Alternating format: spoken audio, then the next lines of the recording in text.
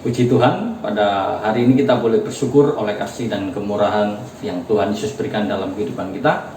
Tanpa terasa kita sudah memasuki tahun yang baru, di mana tahun yang baru kita memiliki semangat yang baru, di mana kita punya harapan baru, cita-cita yang baru, semuanya untuk kemuliaan dan kebesaran nama Tuhan. Pada hari ini kita mau belajar satu kebenaran firman Tuhan. Kita berdoa. Bapa kami di dalam surga, dalam nama Tuhan Yesus kami boleh bersyukur buat segala kebaikan dan pertolongan Tuhan. Sebentar kami mau belajar kebenaran firman Tuhan, dan telah kami senantiasa untuk selalu berpegangan kepada kebenaran firman Tuhan. Adalah setiap kami yang mendengarkan boleh belajar dari kebenaran firman Tuhan, dan kami menyerahkan pemberitaan sepenuhnya dalam tangan Tuhan. Tuhan yang memimpin, Tuhan yang beracara, dalam nama Tuhan Yesus, haleluya, amin. Puji nama Tuhan. Kita akan membaca kebenaran firman Tuhan di dalam 2 Filipi pasal yang kedua. Ayat yang pertama dikatakan, jadi karena dalam Kristus ada nasihat, ada penghiburan kasih, ada persekutuan roh, ada kasih mesra dan belas kasihan. Karena itu sempurnakanlah sukacitaku dengan ini, hendaklah kamu sehati sepikir, dalam satu kasih, satu jiwa, satu tujuan, dengan tidak mencari kepentingan sendiri atau puji-pujian yang sia-sia. Sebaliknya hendaklah rendah hati, yang orang menganggap yang lain lebih utama daripada dirinya sendiri. Janganlah tiap-tiap orang hanya memperhatikan kepentingannya sendiri, tetapi kepentingan orang lain juga. Di sini kita mau belajar satu kebenaran firman Tuhan, di mana satu nasihat yang disampaikan oleh Rasul Paulus, di mana kita tahu bahwa surat Filipi ini adalah surat yang ditulis oleh Rasul Paulus ketika dia di dalam penjara, bukan karena dia melakukan kriminalitas, tetapi satu tugas yang mulia yang dimana dia melakukan pelayanan untuk kemuliaan dan kebesaran nama Tuhan. Rasul Paulus dalam keadaan di penjara, dia tetap memberitakan Injil, di mana dia tetap setia di dalam tugas yang dipercayakan. Di sini kita tahu bahwa Rasul Paulus hidup di dalam penjara. Dia mendengar bahwa ada jemaat yang ada di Filipi sedang mengalami permasalahan, di mana ada perselisihan, ada pertengkaran, dan di sini kita tahu bahwa setiap gereja, setiap kita pasti tidak lepas dengan yang namanya mengalami perselisihan. Ada masalah perselisihan itu selalu terjadi. Namun kita mau belajar bahwa perselisihan itu adalah satu perdebatan yang kecil yang seharusnya bisa diselesaikan. Nah, karena perselisihan yang kecil kadang-kadang bisa mengakibatkan menjadi pertengkaran atau pertengkaran yang hebat yang menjadi permusuhan, sehingga menjadi permusuhan lalu putusnya hubungan antara seorang teman dengan teman yang lainnya, seorang jemaat satu dengan jemaat yang lainnya, seorang pelayan Tuhan dengan jemaatnya. Itu bisa terjadi oleh karena perselisihan yang terjadi. Karena itu Rasul Paulus melihat bahwa sesungguhnya perselisihan-perselisihan yang ada itu bisa membawa perpecahan. Karena itu Rasul Paulus menulis surat, satu nasihat di dalam Filipi pasal yang kedua ini, supaya jemaat Tuhan tidak hidup di dalam perselisihan. Apalagi kita masuk di tahun yang baru. Di tahun yang baru bukan berarti kita selalu mencari perselisihan, tetapi justru di tahun yang baru kita mau membangun semangat di dalam hidup kita untuk saling membangun satu dengan yang lain, supaya kita menjadi satu komunitas, satu dengan yang lainnya menjadi komunitas yang kuat, di mana melalui kesatuan ini kita bisa mengalami satu pertumbuhan iman dan kasih yang luar biasa.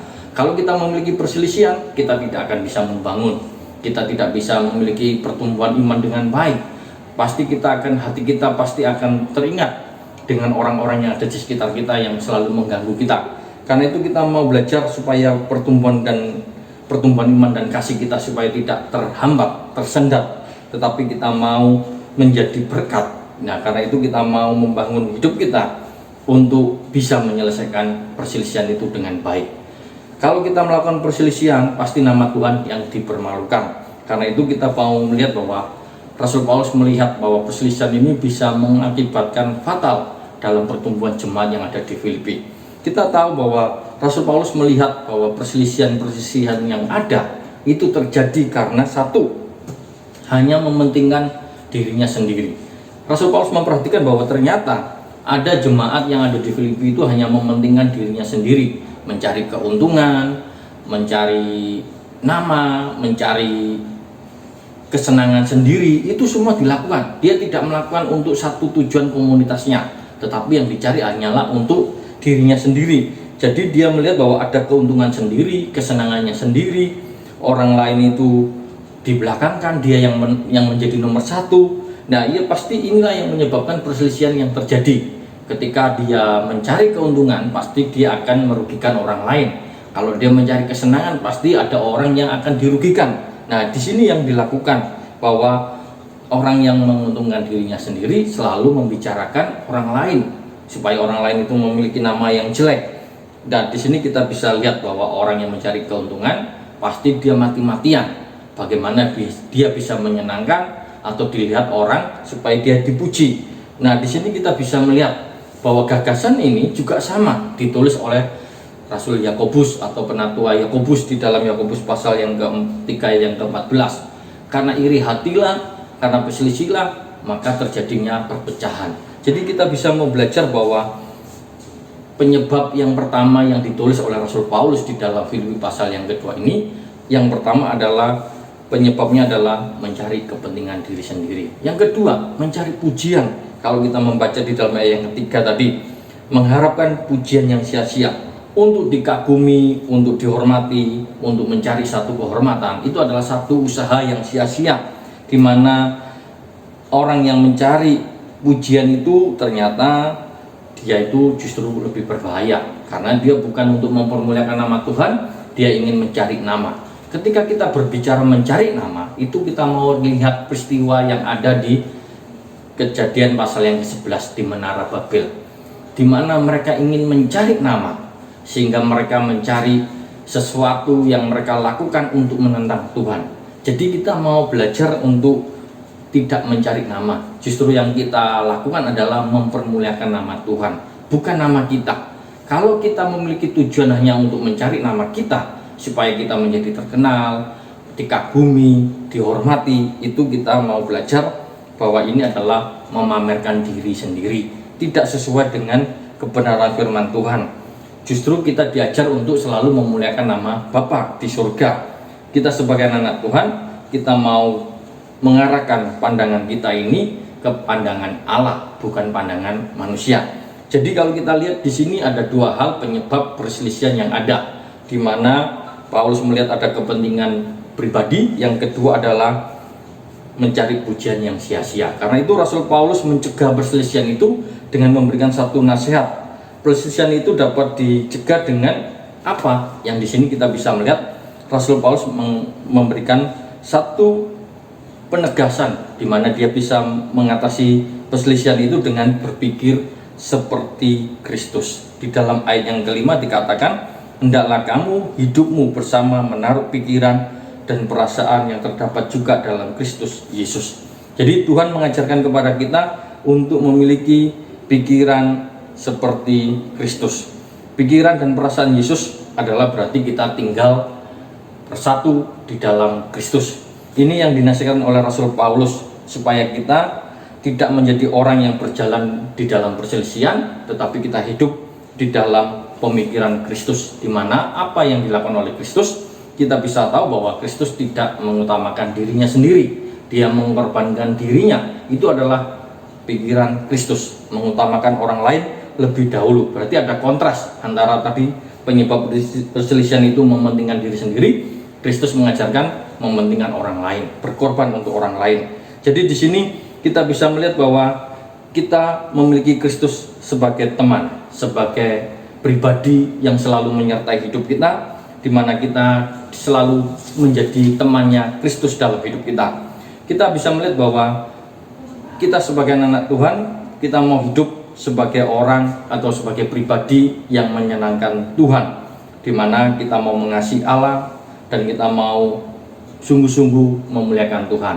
Yang kedua, kita bisa melihat bahwa hidup bersama.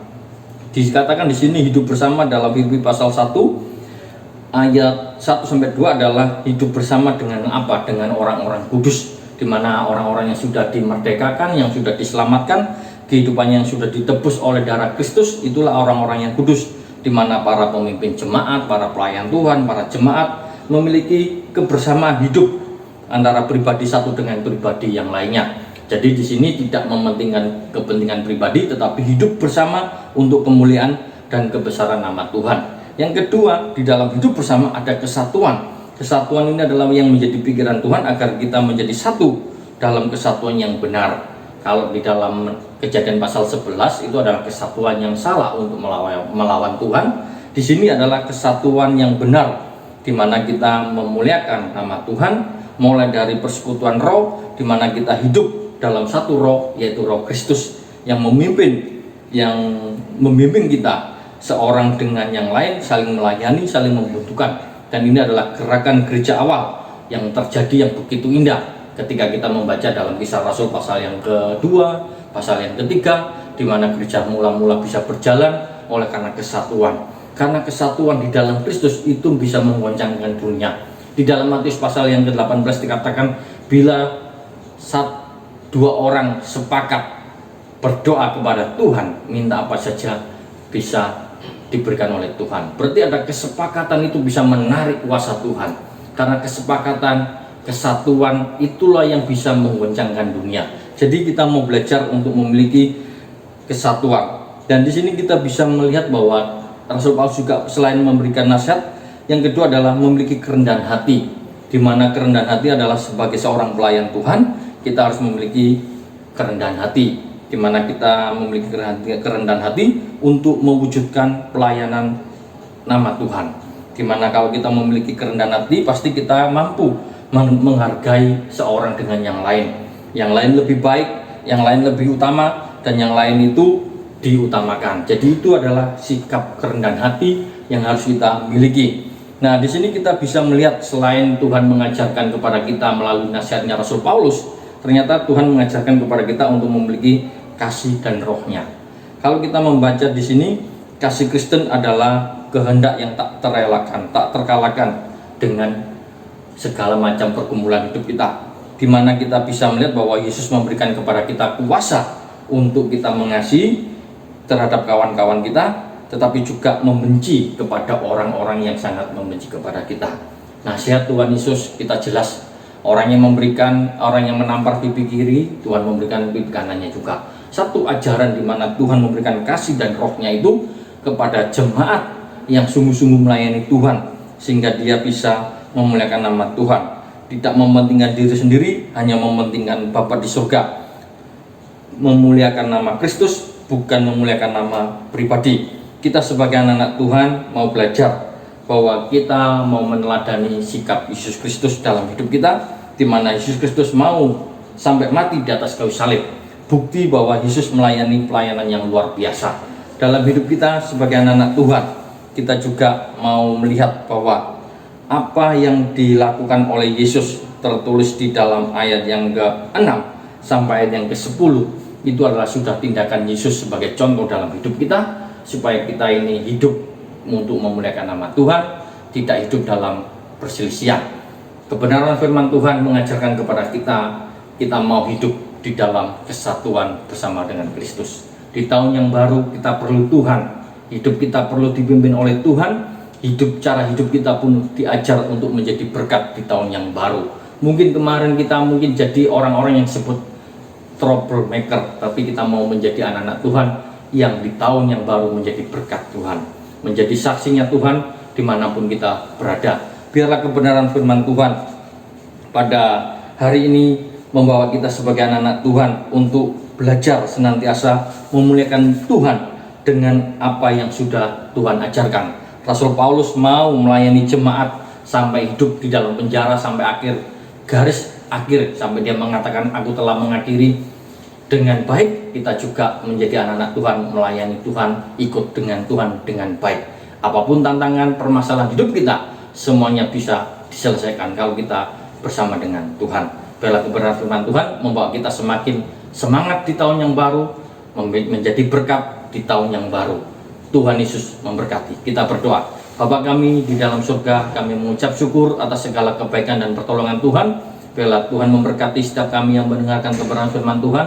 Tuhan memberkati setiap anak-anak Tuhan di dalam setiap kehidupannya, di dalam setiap pelayanannya, di dalam pekerjaannya, apapun yang dikerjakan, jadikan mereka berhasil untuk kemuliaan dan kebesaran nama Tuhan. Yang saat ini kami menghadapi berbagai macam persoalan pergumulan, biarlah kami boleh tetap kuat dan kami boleh tetap setia di dalam Tuhan, karena Tuhan memberikan kekuatan melalui Roh-Nya yang luar biasa, yang membantu dan menolong hidup kami, sehingga kami boleh tetap menjadi anak-anak Tuhan yang tetap setia.